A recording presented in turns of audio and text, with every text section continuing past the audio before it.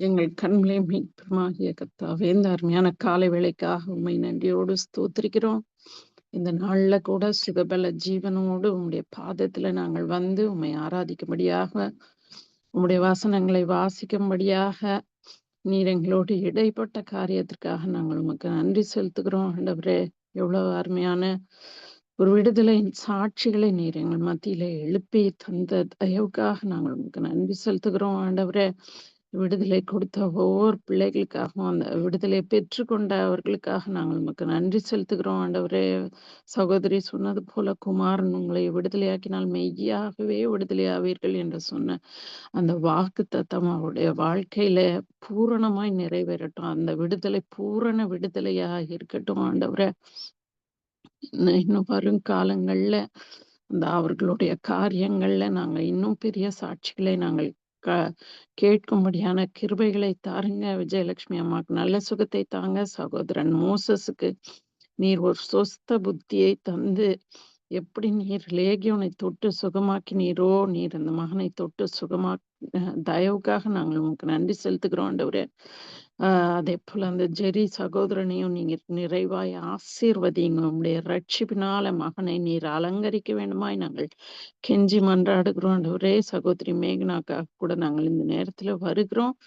நேர்த்தியான இடங்கள்ல, சரியான நேரத்துல, சரியான இடத்துல மகள் போய் நீர் முன்குறித்து வைத்திருக்கிற அந்த இடத்துல அவங்க அட்மிட் ஆகும்படியாக நீங்க கிருபை செய்திருக்கிறீங்க. எல்லா தயவு, தேவ தயவு அந்த இடத்துல மகளுக்கு கிடைக்கட்டும். உங்களுடைய கிருபையினால மகளை மூடி மறைத்து பாதுகாத்து கொள்ளுங்க. இந்த டெலிவரி கூட ஸ்மூத்தா இருக்கும். எந்த விதமான இடர்பாடுகளும் இல்லாதபடி தாயும் சேயும் சந்தோஷமாக வந்து இதே இடத்துல மறுபடியும் அவர்களை நீங்க சாட்சியாக நிறுத்த போகிற தயவுக்காக நாங்கள் உமக்கு நன்றி செலுத்துகிறோம். இப்பொழுதும் நாங்கள் வேத வசனங்களை நாங்க தியானிக்கும் போது நீங்க எங்க ஒவ்வொருத்தர் கூடயும் ஆவியானவர் தனிப்பட்ட விதத்துல இடைப்படுங்க. துதிகன மகிமை யாவையும் ஒருவருக்கே செலுத்துகிறோம். இயேசு கிறிஸ்துவின் மூலம் தயவாய் ஜெபம் கேளுங்கள்.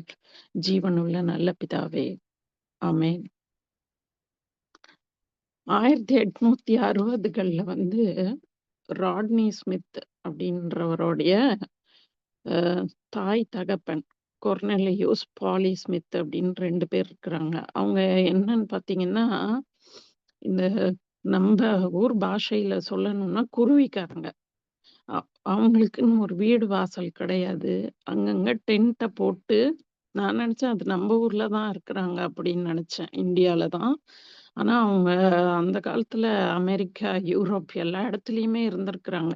அவங்களுக்குன்னு ஒரு இங்கிலீஷ்லாம் உருப்படியா அவங்களுக்கு தெரியாது. அவங்க ரோமான்ற அந்த பாஷைய பேசுறவங்க. படிப்பு கிடையாது.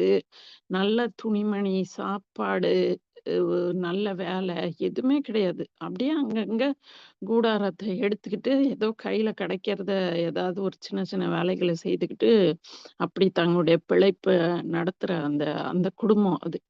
அ அ அவங்களுக்கு என்னாச்சு, அந்த அந்த அந்த கொர்னேலியுஸ் அவரோட மகளுக்கு முதல்ல வந்து இந்த அப்பல்லாம் பெரியம்மை, ஸ்மால் பாக்ஸ் அந்த பெரியம்மை வந்து அதுக்கு ஒண்ணும் ட்ரீட்மெண்ட் கிடையாது. அ மகளுக்கு அப்படி வந்த உடனே அவர் கொண்டு போய் ஒரு டாக்டர்ட்ட காட்டியிருக்காரு. டாக்டரு ட்ரீட்மெண்ட் எதுவும் ஒண்ணும் அத குறைக்கிறதுக்கு கூட அவர் எதுவுமே சொல்லல. அது அது பெரியம்மன்னு தெரிஞ்சு அவங்கள உடனே "நீ உன் மகள தூக்கிக்கிட்டு உன் குடும்பத்தோட இந்த ஊர் எல்லைய விட்டு நீ வெளியில ஓடி போயிரு. உன் டென்ட் எல்லாம் பேர்த்து எடுத்துக்கிட்டு நீ வெளியில ஓடி போயிரு." அதுதான் ட்ரீட்மெண்ட். அவர் சொன்ன ட்ரீட்மெண்ட்டு, "உன் கூடாரத்த பிச்சுக்கிட்டு வெளியில ஓடி போயிரு" அப்படின்னு சொல்லியிருக்கிறாரு.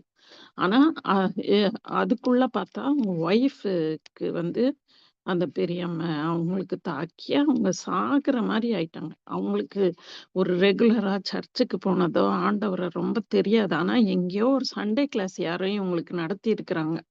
அந்த சண்டே கிளாஸ்ல அந்த மரண இருளின் பயம் அவங்கள வந்து அப்படி கவ்வி பிடிக்குது. அவங்க இறக்க போறாங்க. ஆனா, ச உடனே அந்த சண்டே கிளாஸ் பாட்டு அவங்களுக்கு ஞாபகம் வந்திருக்கு. அது இங்கிலீஷ்ல போட்டிருக்கு. எனக்கு அது தமிழ்ல என்ன பாட்டுன்னு தெரியல. ஆனா அந்த ஃபர்ஸ்ட் லைன் வந்து "எனக்கொரு நேசர் உண்டு.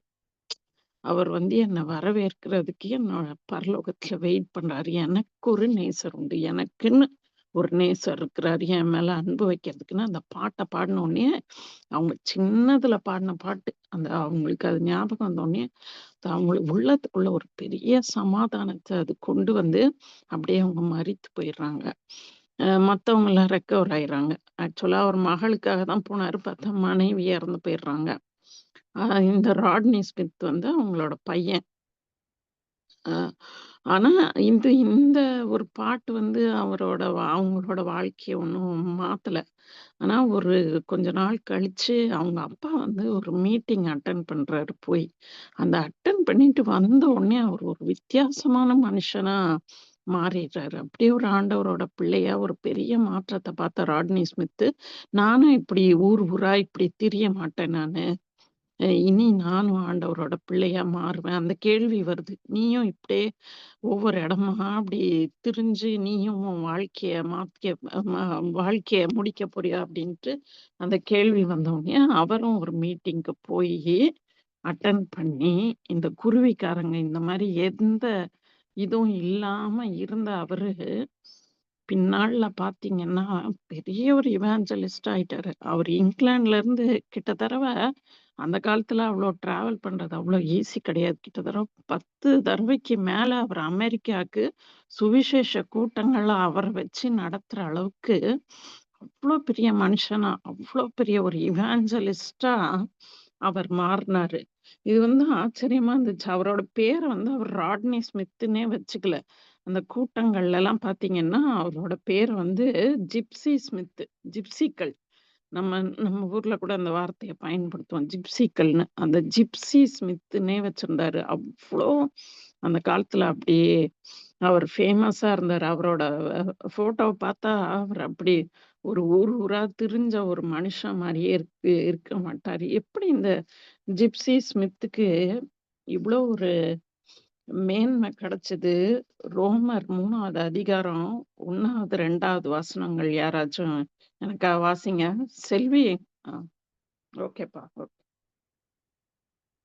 நீங்க இந்த படத்துல பார்க்குறது தான். இவர பார்த்தா உங்களுக்கு ஒரு காலத்துல ஒரு குருவிக்கார் மாரி இருந்திருப்பாருன்னு உங்களுக்கு தோணுதா அப்படி? அ அவ்ளோ மேன்மையா, அவ்ளோ அவ டி.எல். மோடின்ற பிரசங்கியார் அவரோட சர்ச்சுல இவர கூப்ட்டு பேச வச்சிருக்காங்க. அநேக இடங்கள்ல இவர பேச வச்சிருக்காங்க.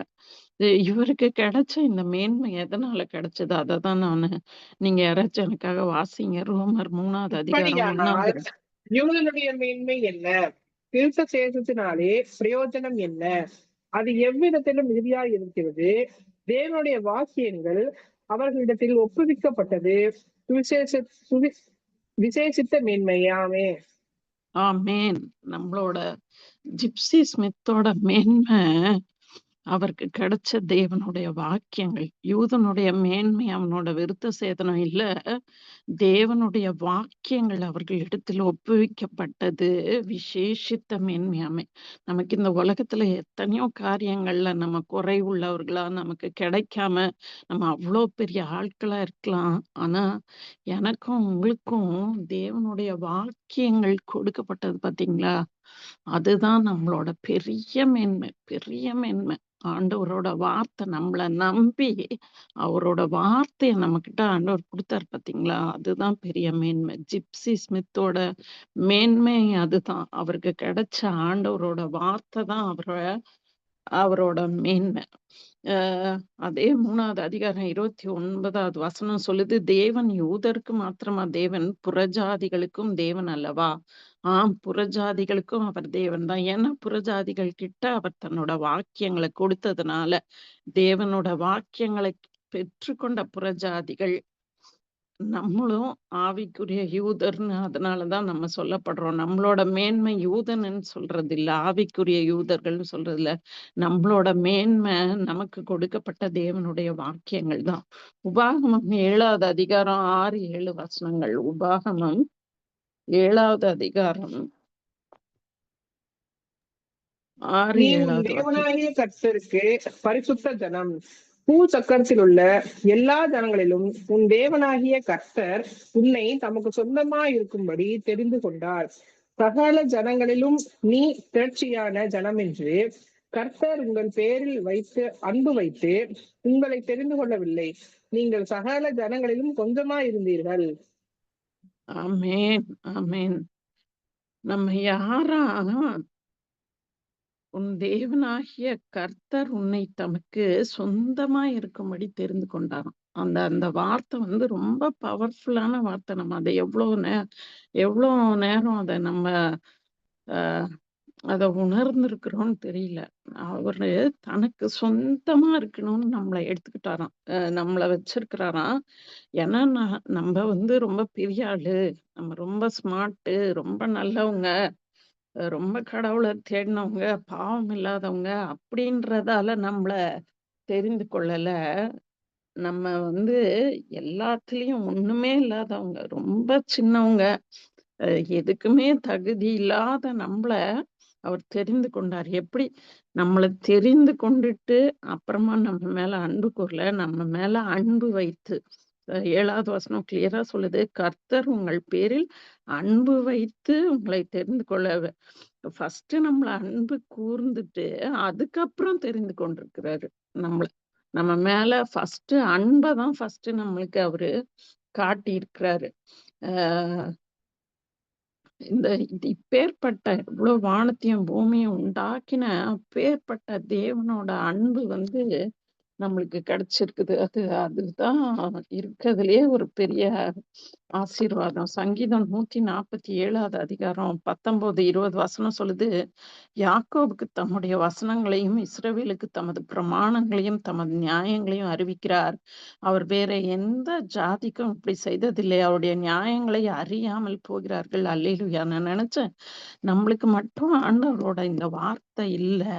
இவரோட நீதி நியாயங்கள், இவருடைய பிரமாணங்கள், ஆண்டவரோட வார்த்தை, அந்த வாக்கியங்கள் நமக்கு கொடுக்கப்படலன்னா, நம்பல்லாம் எந்த கல்லுக்கு முன்னாடி, எந்த தரிசனத்துக்காக நம்ம வெயிட் பண்ணிட்டு இருந்திருப்போமோ, யார் நம்மளுக்கு பதில் குடுப்பான்னு நம்மளோட கஷ்டத்துல, நம்முடைய பாடுகள்ல நம்ம எங்க போய் நின்னு இருந்திருப்போமோ தெரியாது. ஆனா, அவர் நம்மள அன்பு கூர்ந்து நம்ம தெரிந்து கொண்டு, அவருடைய நியாய பிரமாணங்களையும், அவருடைய வார்த்தைகளையும் நமக்கு கொடுத்திருக்கிறாரு.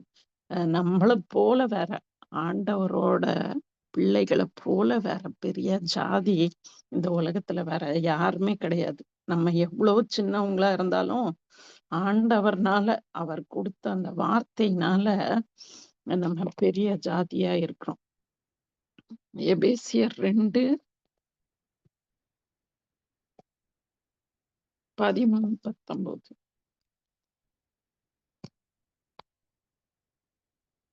எபேசியர் 2:13. முன்னே தூரமாய் இருந்த நீங்கள் இப்பொழுது கிறிஸ்து இயேசுவுக்குள் கிறிஸ்துவின் இரத்தத்தினாலே சமீபமானீர்கள். அதனால நம்ம யாரா மாறி இருக்கிறோம்? 19வது வசனம் சொல்லுது. ஆகையால் நீங்கள் இனி அந்நியரும் பரதேசிகளுமாய் இராமல் பரிசுத்தவான்களோடே ஒரே நகரத்தாரும் தேவனுடைய வீட்டாருமாய் இருக்கிறோமா. எவ்வளோ பெரிய ஒரு டைட்டில்ல நானும் நீங்களும் தேவனுடைய வீட்டாராம். நம்ம இன்ன வீட்டாருன்னு சொல்லும்போது நம்ம சொல்லலாம், நான் இயேசுவோட வீட்டார், நான் தேவனுடைய வீட்டார். இயேசுவோட வீட்டாரா இருக்கிறதுனால நான் தேவனுடைய வீட்டாராய் நம்ம இருக்கிறோம். ஜிப்சி ஸ்மித் வந்து பரதேசி, அந்த இங்கிலீஷ்ல வந்து அந்த வேர்ட் வந்து ஸ்ட்ரேஞ்சர்ஸ் அண்ட் ஏலியன்ஸ்ன்னு போட்டிருக்கு. அந்த ஏலியன்ஸ் இப்ப நீங்க நம்ம அமெரிக்க அதிபர் ட்ரம்ப் அந்த வார்த்தையை யூஸ் பண்றாரு. அவங்கள பரதேசிகள், அந்த வார்த்தை தான். அவங்களோட நாடு இது கிடையாது. அவங்க வந்து வேற தேசத்துல உள்ளவங்க, இங்க வர்றவங்க, அவங்க பரதேசி. அந்த அந்த வேர்டு தான் யூஸ் பண்றாரு. ஆண்டவர் சொல்றாரு, தேவனுடைய வார்த்தைய பெற்றுக்கொண்ட நானும் நீங்களும் நம்ம முன்னாடி பரதேசியா, அந்நியரா இருந்தோம். ஆண்டவரோட வீட்டுக்கும் நமக்கும் சம்மந்தம் இல்ல.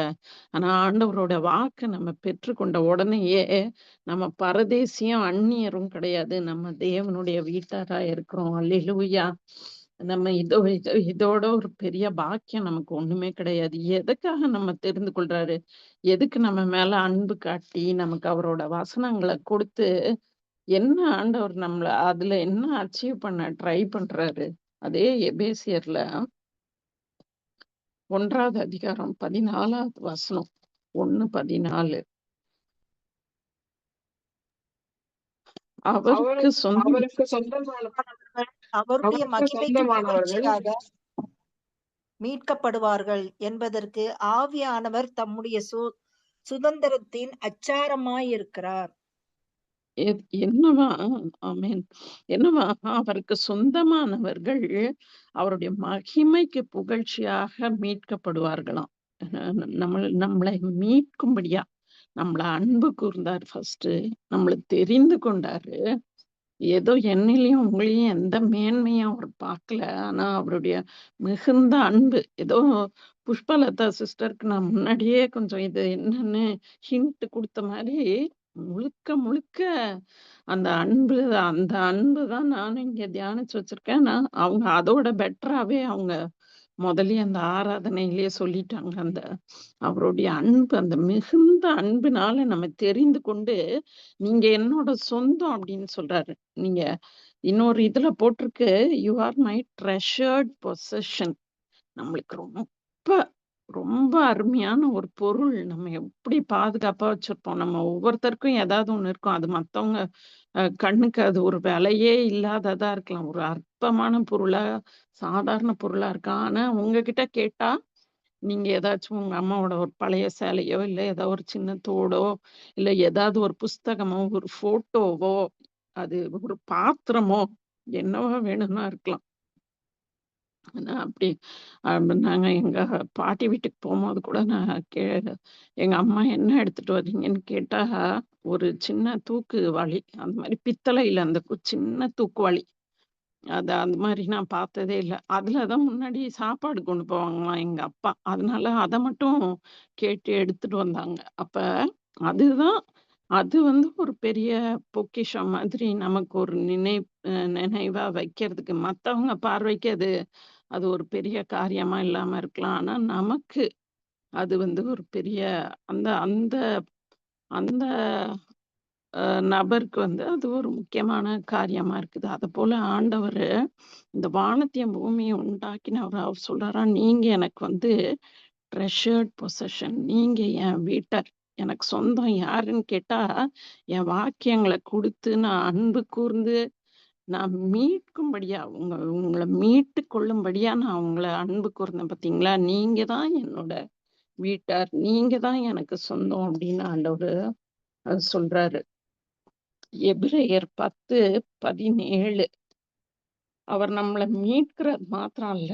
எபிரெயர் 10:17 என்ன சொல்றாருன்னா, அவர்களுடைய பாவங்களையும், அவர்களுடைய அக்கிரமங்களையும் நான் இனி நினைப்பதில்லை என்பதை சொல்லுகிறாரு. அதுக்கப்புறம் 14வது வசனம். ஏனெனில் பரிசுத்தமாக்கப்படுகிறவர்களை ஒரே பலியினாலே இவர் என்றென்றைக்கும் பூரணப்படுத்தியிருக்கிறார். முதல்ல நம்ம மேல அன்பு கூர்றாரு. அடுத்து நம்மள தெரிந்து கொண்டிருக்கிறாரு. தெரிந்து கொண்ட நம்ம அப்படியே விடுறதில்ல. நம்முடைய பாவத்திலிருந்து நம்மளை ரட்சித்து, நம்மள மீட்டுக் கொள்றாரு. மீட்டுக்கொண்ட நம்மள வந்து பரிசுத்தப்படுத்தின நம்மள அவர் பூரணப்படுத்துறாராம். இதுதான் ஆண்டவரோட வந்து நம்மள அ என்னையும் உங்களையும் தன்னோட சொந்த வீட்டாரா எடுத்துக்கிறதுக்கு ஒரே ஒரு ரீசன் அதுதான். நம்மள வந்து பரிசுத்தப்படுத்தி, நம்மள பூரணப்படுத்துகிறவரா இருக்கிறாராம். அவர் தன்னுடைய அந்த பூரணப்படுதல் வந்து நம்மளுடைய கடைசி நாள் இந்த உலகத்துல இருக்கிற வரைக்கும் ஆண்டவர் அந்த காரியத்த செய்வாரு. யோவான் 10:10 சொல்லுது, "நானும் அவைகளுக்கு ஜீவன் உண்டாயிருக்கும். அது பரிபூரணப்படவும் வந்தேன்." அப்படியே அப்படியே விட்டுட்டு போறவர்ல அவரு. நான் உன்னை தெரிந்து கொண்டேனே, நான் உன்னை பரிசுத்தப்படுத்தி, உன்னை பூரணப்படுத்தும்படியா தான் நான் உன்னை தெரிந்து கொண்டிருக்கிறேன்னு சொல்றாரு. இன்னைக்கு வாசித்த பகுதியும் ஆச்சரியமா இருந்துச்சு. எரேமியா 11 அதேதான் நானும் எழுதி வச்சிருக்கேன். நம்ம எப்ப அவருக்கு சொந்தமாக முடியும்? நான் ஆண்டவருக்கு சொந்தம். ஆண்டவரு வந்து நம்ம ஆண்டவர சொந்தம் கொண்டாடுறது வேற, ஆண்டவர் நம்மள சொந்தம் கொண்டாடுறது எவ்வளோ பெரிய மேன்மை. அ நம்ம வந்து இப்படி பாட்டெல்லாம் இருக்குல்ல, "சொந்தம் என்று சொல்லிக்கொள்ள உம்மை விட யாரும் இல்லன்னு." நான் அவர சொந்தம்ன்னு சொல்றது இருக்கட்டும். ஆனா, அவ்ளோ பெரிய தேவன் என்ன அவர் சொந்தம்னு சொல்லணுமே. அதுக்கு நான் என்ன பண்ணணும்? எரேமியா 11:2 சொல்லுது, "என் சத்தத்தை கேட்டு நான் உங்களுக்கு கற்பிக்கிறபடியே எல்லா காரியங்களையும் செய்யுங்க. அப்பொழுது நீங்கள் என் ஜனமா இருப்பீர்கள். நான் உங்கள் தேவனா இருக்கிறேன்." ஆண்டவர் என்னெல்லாம் சொல்றாரோ, என்னெல்லாம் அவர் சொல்றாரோ, நம்மள அதுபடி நம்ம நடக்கும்போது தான், நம்ம அவருடைய சொந்தமா, அவரோட வீட்டாரா நம்ம மாற முடியும். எதுக்கு நம்ம அவரோட வீட்டாரா மாறணும்? நம்ம இருக்கிறபடியே அவர் நம்மள ரட்சித்தாரு, அப்படியே விட்டுறலாமே நம்மள. ஏன் நம்மளோட ஒரு வீட்டார்ன்னு அந்த வேர்ட யூஸ் பண்றாரு. "You are my house hold" அப்படின்னு சொல்றாரு. "நீ தான் என் சொந்தம். நீ தான் என் வீடு. நீ தான் என் குடும்பம்."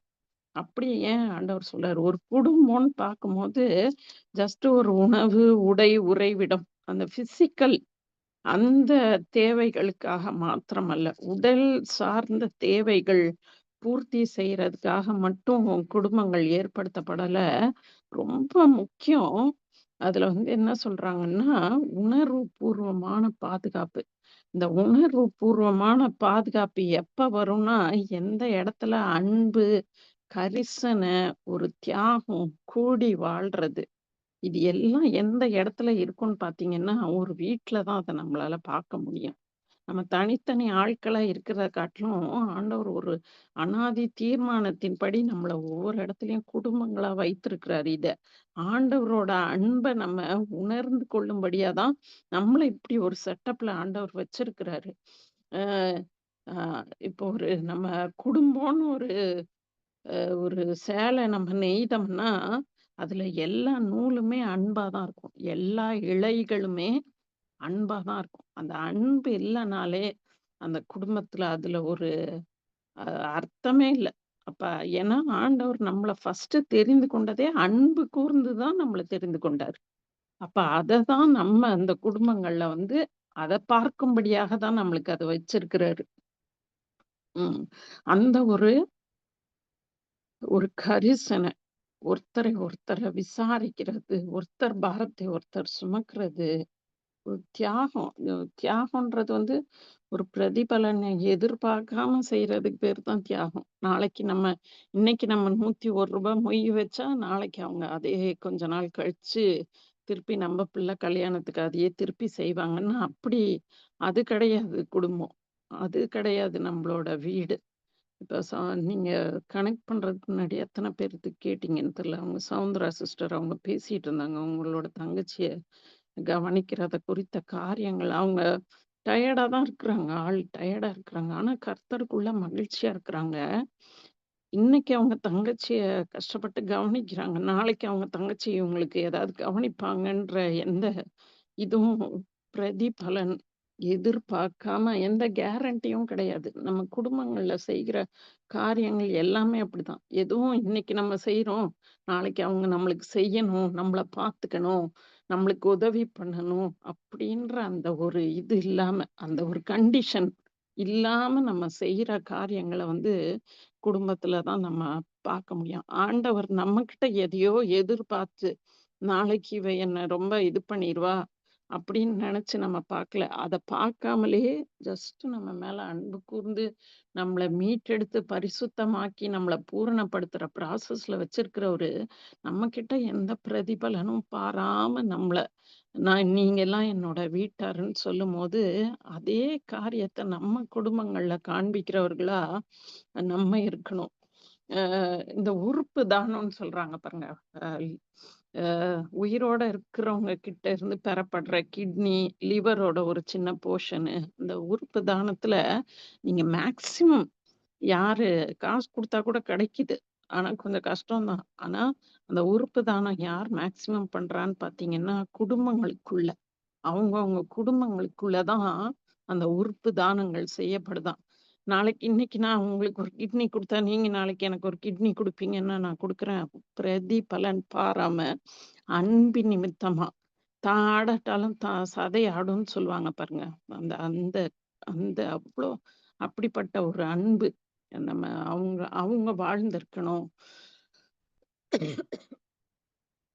அந்த சர்ஜரி பண்ணும்போது, அந்த கிட்னி சர்ஜரிலாம் அந்த பாதிக்கப்பட்டவங்களோட அந்த குடுக்குறாங்கல்ல, அவங்க சர்ஜரி தான் அவங்களுக்கு தான் ரொம்ப வலி ஜாஸ்தியா இருக்கும்னு சொல்றாங்க. வலி ரொம்ப அதிகமா இருக்கு. ஏன்னா, அவங்க ஆரோக்கியமானவங்க கிட்ட இருந்து வாங்குறாங்கல்ல. அந்த ஆல்ரெடி சிக்கானவங்களுக்கு கூட ரொம்ப பெயின் தெரியாது போல இருக்கு. அந்த கிட்னிய பெற்றுக்கொள்றவங்க தானமா. ஆனா, இந்த கிட்னிய தானமா குடுக்குறவங்களுக்கு தான் நெறைய வலி இருக்கும் போல. ஆனா, பிரதிபலன் செய்யாம அந்த இது நமக்கு நமக்கு எப்படி அந்த அன்பு நம்ம ஊற்றப்பட்டது? இந்த ஆண்டவர் நம்ம மேல காட்டுன அந்த அன்பு நமக்குள்ள இருக்கும்போது, நம்மளாலயும் அப்படி ஒரு அன்ப மத்தவங்களுக்கு நம்மளால வெளிப்படுத்த முடியுது. யோவான் 3:16 நமக்கு தெரியும். அ தேவன் தம்முடைய ஒரே பேறான குமாரனை விசுவாசிக்கிறவன் எவனோ அவன் கெட்டுப் போகாமல் நித்திய ஜீவனை அடையும்படிக்க அவரை தந்தருளி இவ்வளவாய் உலகத்துல அன்பு கூர்ந்தார். யாரும் நெறைய பசங்க இல்ல. தேவனுக்கு ஒரே ஒரு பையன். அந்த ஏக புத்திரனையே இந்த பாவியான மக்களுக்கு அவங்கள மீட்கும்படியா அவர கீழ அனுப்புனாரு. அது அது எவ்வளோ பெரிய ஒரு இது. 1 யோவான் 3:16 சொல்லுது, அவர் தம்முடைய ஜீவனை நமக்காக கொடுத்ததினாலே அன்பு இன்னதென்று அறிந்திருக்கிறோம். நாமும் சகோதரருக்காக ஜீவனை கொடுக்க கடனாளிகளாயிருக்கிறோம். ஜீவனை ஆண்டவர் நமக்காக எப்படி ஜீவனை கொடுத்தாரோ, அதப்போல நாமும் மற்றவர்களுக்கு ஜீவனை கொடுக்க கடனாளிகளா இருக்கிறோம்னு. அதுக்காக எல்லாரும் நம்ம போய் உயிர விடணும்னு அந்த மீனிங் கிடையாது. நம்ம வாழும்போதே நம்ம மற்றவர்களுக்கு எவ்வளோ தூரம் நம்மளால பிரதிபலன் பார்க்காம, தேவனுடைய வீட்டார், நம்முடைய வீட்டார், அது முதல்ல நம்ம வீட்ல இருந்து தான் தொடங்கணும். அந்த தேவனுடைய வீட்டாருன்ற அந்த பெரிய மீனிங்க நம்ம எப்படி கத்துக்கிறது? நம்ம வீட்ல இருந்து தான் முதல்ல அந்த பிரதிபலன் இல்லாத அந்த தியாகம், அந்த அன்பு நம்ம வீட்ல அந்த கரிசனை, அந்த பாரத்த சுமக்கிற அந்த இது வந்து தொடங்கணும். ஒரு அம்மா காலையில எந்திரிச்சு தன் பிள்ளைங்கள கிளப்புறாங்க. அந்த வீட்டு கணவன் அவரு.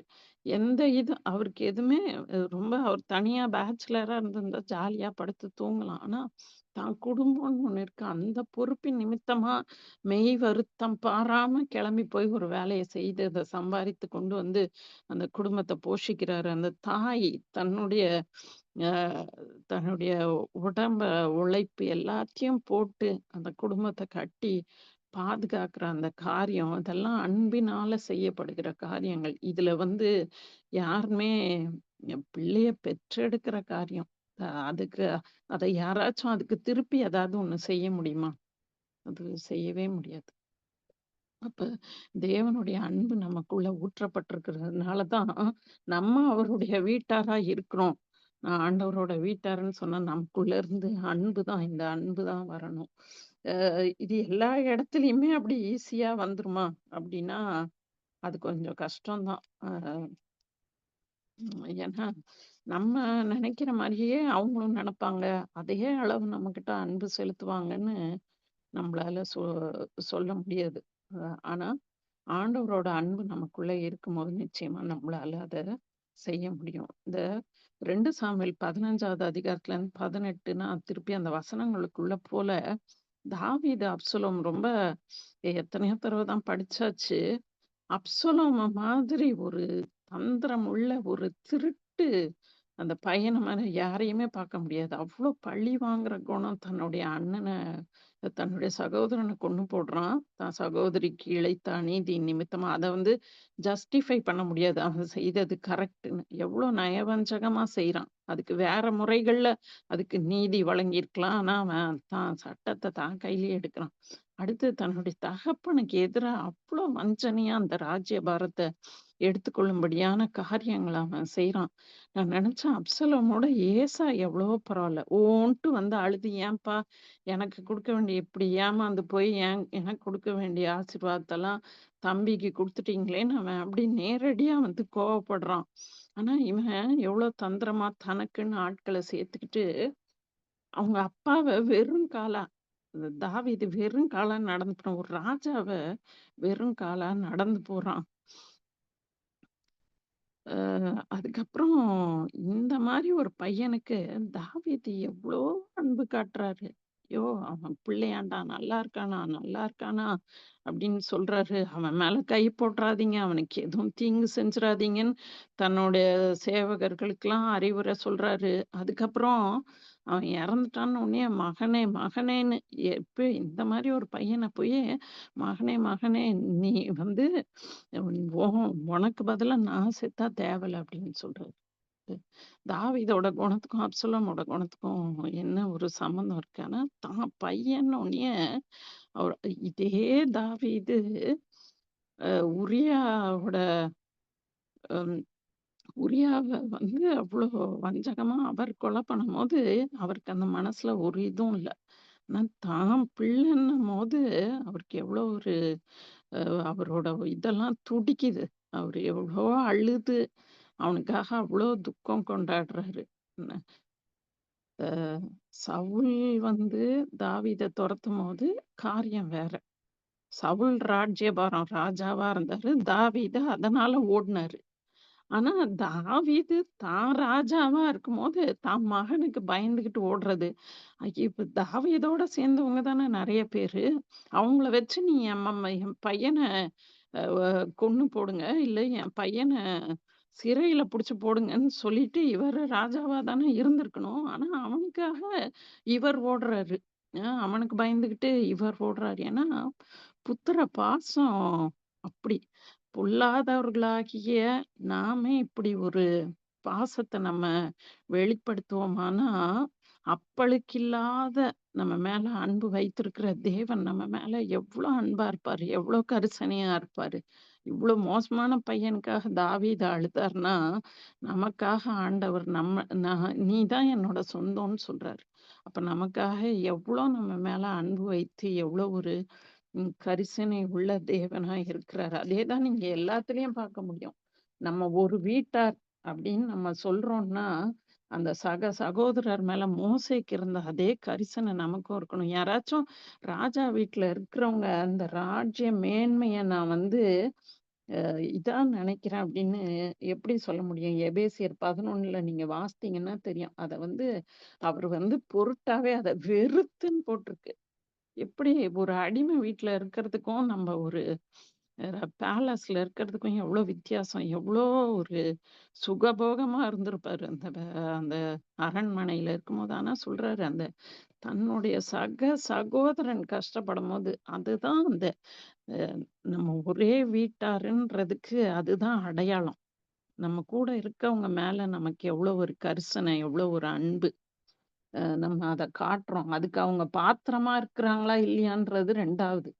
யோசேப்பு பாருங்க, குழியில தள்னவங்கள, அவங்க குழியில பஞ்சோன்ற குழியில கிடக்கிறவங்கள இவன் கை தூக்கி எடுக்குறான் பாருங்க. அவ்ளோ அன்பு காட்டுறான். அபிகைல் நாபால் மாதிரி ஒரு கணவன காப்பாத்தாம விட்டுருந்தா, அப்பயே அவளுக்கு ஒரு விடுதலை கிடைக்கும். ஆனா ஓடுறா.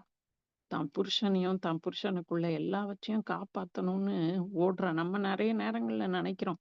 நமக்கு கோவம் வருது. நம்ம காட்டுற அன்புக்கு பிரதிபலனா அங்க ஒண்ணும் வர்றதில்ல. நம்ம எதுக்கு இப்படி ஏமாந்து போய் இப்படி அன்பு காட்டணும்? நம்ம ஏமாறுறதில்ல. தேவனுடைய அன்பு. தேவன் நம்மளைய சொந்தம்ன்னு சொல்லுவாருன்னா, நம்ம நம்மளுடைய சொந்தங்கள்ட்ட நம்ம நம்ம அன்பு காட்ட தான் செய்யணும். அப்பதான் நீங்க தேவனுடைய வீட்டாருன்னு ஆண்டவர் வந்து பெருமையா நம்மள பார்த்து சொல்லுவாரு. நான் நெறைய இதுல பார்த்துருக்கேன். நம்ம இந்த ஹஸ்பண்ட் அண்ட் ஒய்ஃப் தொழுநோயாளிகள். அப்படியே அந்த ஒரு வண்டியில வச்சு தள்ளிட்டு போவாங்க பாருங்க. விடமாட்டாங்க. அவரால அந்த கணவனால 5 இதுக்கு பிரயோஜனம் ஒண்ணுமே இருக்காது அவர. இப்பலாம் வந்து உடனே டைவர்ஸ் பண்ணிட்டு போயிடுறாங்க. கருத்து வேறுபாடு. கருத்துக்களில் வேறுபாடு. அந்த இடத்துல அன்பு இல்லாத இடத்துல கருத்து வேறுபாடு கூட பொறுத்துக்க முடியாது. ஆனா அன்பு இருந்தா, அந்த தொழுநோயாளிகள் ஒருத்தர் அந்த ஹஸ்பண்ட், ஒய்ஃப் பிச்சை தான் எடுப்பாங்க. ஆனா அந்த ஒரு வண்டி மாரி அந்த அம்மாக்கும் பாதி வந்திருக்கும். கால்லாம் அந்த விரல்கள்லாம் வந்து அப்படியே மொட்டையா இருக்கும். புண்ணாகி பேண்டேஜ் போட்டு, அதுலயும் ஹஸ்பண்ட தள்ளிட்டு போகும். ஹஸ்பண்டும் ஒய்ஃப தள்ளிட்டு போறதையும் பார்த்துருக்கேன். அவங்க ஒருத்தர அபேண்டன் பண்றதில்ல. அப்படி திக்கற்றவர்களா அவங்கள விடுறதில்ல. ஆண்டவர் நம்மளுக்கு கூட சொல்றாரு. நான் உங்கள திக்கற்றவர்களாக விடேன். அவர் போனாருன்னா, போயிட்டு ஆவியானவர் நமக்குள்ளவே இருக்கும்படியா ஆனா அவ்ளோ கரிசனை நம்ம மேல. நம்மள தனியா உட்டா நம்ம இந்த உலகத்துல பொழச்சு வரமாட்டோம். நம்மள பூரணமா நம்ம பிதாக்கு முன்னாடி நம்மள நிறுத்துறதுக்கு நிச்சயமா ஆவியானவரோட துணை வேணும்னு சொல்லி யோவான் 14:18 சொல்றார். நான் உங்களை திக்கற்றவர்களாக விடேன். அதுல இங்கிலீஷ்ல போட்டிருக்கு, I will not leave you as orphans. இந்த தகப்பனும் தாயும் இல்லாதவங்கள கேட்டு பாருங்களேன். அவங்களுக்கு இருக்கிற அப்படியே அந்த எப்போதுமே ஒரு இன்செக்யூரா இருப்பாங்க. ஒரு பாதுகாப்பே இருக்காது அவங்களுக்கு. ஏன்னா அந்த அந்த நான் முதல்ல சொன்னேன் பாருங்க, அந்த அன்பினால வர்ற அந்த உணர்வுபூர்வமான பாதுகாப்பு. அந்த சைக்காலஜிக்கல் அண்ட் எமோஷனல் செக்யூரிட்டி அது இல்லாம இருப்பாங்க. ஆனா நீங்களும் நானும் அப்படி இல்ல. தேவனுடைய வீட்டாருன்னு ஆண்டவர் என்னையும் உங்களையும் நீதான் என் சொந்தம்னு சொல்லி நம்மள அன்பு கூர்ந்து நம்ம கூடவே இருக்கும்படியா, நம்மள பலப்படுத்தும்படியா, நம்ம சோர்ந்து போகும்போது நம்மள திடப்படுத்தும்படியா, அஹ் அவர் தன்னுடைய வார்த்தைகளை கொடுத்தது மாத்திரம் இல்ல, ஆவியானவரை நமக்குள்ள வைத்திருக்கிறாரு. கர்த்தருடைய தாவீது சொல்றான், கர்த்தருடைய வசனம் என் மன மகிழ்ச்சியா இராவிட்டால் என் துக்கத்திலே விழுந்து போயிருப்பேன். நம்மளுக்கு வர்ற காரியங்கள்ல எல்லாம் நம்ம அமிழ்ந்து போயிருப்போம் இந்நேரம். ஆனா ஆண்டவரோட வார்த்தை நம்மள பலப்படுத்துது. நம்ம ஆண்டவரோட வீட்டாரா இருக்கிறதால நான் மத்த காரியங்களை ரொம்ப பெருசா சொல்லல. உங்களுக்கு தெரியும், நமக்கு தேவையான எல்லாத்தையும் முதலாவது தேவனுடைய ராஜ்யத்தையும் நீதியும் தேடு, பின்ன எல்லாமே உனக்கு கூட கொடுப்பேன் இருக்காரு. இயேசுவானவர் 33 வருஷம் உயிரோட இருந்தாரு. ஃபர்ஸ்ட் 30 வருஷம் அவருடைய தேவைகள். அப்பயும் ஆண்டவர் உழைச்சாரு. அவருடைய கற்பனைகளுக்கு கீழ்ப்படிந்து பரிசுத்த வாழ்க்கைய வாழ்ந்தாரு. அப்பயும் ஆண்டவர் அவரோட தேவைகளை பிதாவானவர் கவனிச்சுக்கிட்டாரு. அதுக்கப்புறம் 3.5 வருஷம் ஓய்வில்லாம ஊழியம் பார்த்தாரு. எனக்கும் உங்களுக்கும் கொடுக்கப்பட்டிருக்கிற ஆண்டவரோட அவர் நம்மளுக்கு கொடுத்திருக்கிற ரெஸ்பான்சிபிலிட்டி, அந்த பொறுப்புகள், நம்ம குடும்பங்கள்ல நமக்கு கொடுத்திருக்கிற பொறுப்புகளை செய்யும்போது நம்முடைய எல்லா தேவைகளையும் அவர் கவனிக்கிறவரா, அதை நிறைவேற்றுகிறவரா இருக்கிறாரு. ரொம்ப முக்கியம். ரோமர் 14:1, 15:1 இந்த 2 வசனத்தை மட்டும் படிச்சு நான் முடிக்கணும்னு நினைக்கிறேன். ரோமர் 14:1, 15:1. விசுவாசத்தில் பலவீனம் உள்ளவைகளை சேர்த்துக் கொள்ளுங்கள். ஆனாலும் அவனுடைய மன ஐயங்களை குற்றமாய் நிர்ணயிக்காமல் இருங்கள்.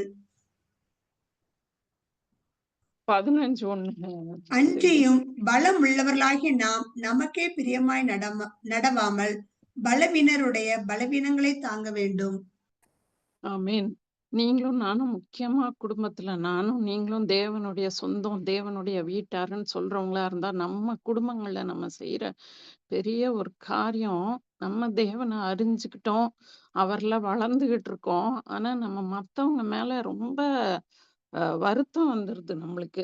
அவங்க நம்ம லெவலுக்கு பக்தியா இல்ல, இன்னும் வேதம் வாசிக்கல, இன்னும் இவ்வளோ நம்மள மாதிரி ஜெபம் பண்ணல, நம்ம அளவுக்கு இன்னும் பக்தியில வளரலன்னு நமக்கு தெரிஞ்ச ஸ்டாண்டர்ட் எல்லாம் நம்ம தான் அதுக்கு அளவுகோல். நம்மளே நம்மள அளவுகோலா வச்சுக்கிட்டு மத்தவங்கள அவங்க இன்னும் விசுவாசத்துல வளரல, இன்னும் ரொம்ப இதா இருக்காங்கன்னு ஒருவேளை நம்ம குறை சொல்லாம இருக்கலாம். ஆனா நம்ம சோர்ந்து போறோம். மனமடிவாகிற காரியங்கள் எல்லா குடும்பங்கள்லயும் இருக்கு. நான் முதல்ல என்ன சொல்லிக்கிறேன் நானு. அஹ் அஹ் இது எல்லாமே நான் தியானிக்கிற காரியங்கள் நான் ஆண்டவர் என் மண்டையில தட்டி எனக்கு சொல்ற காரியங்கள் நான் ஜஸ்ட் உங்க கூட ஷேர் பண்றேன். நான் போதிக்கிற அளவுக்கு எனக்கு ஒரு இது கிடையாது, தகுதி கிடையாது. நான் எனக்கு ஆண்டவர் சொல்றத நான் இங்க ஷேர் பண்றேன்.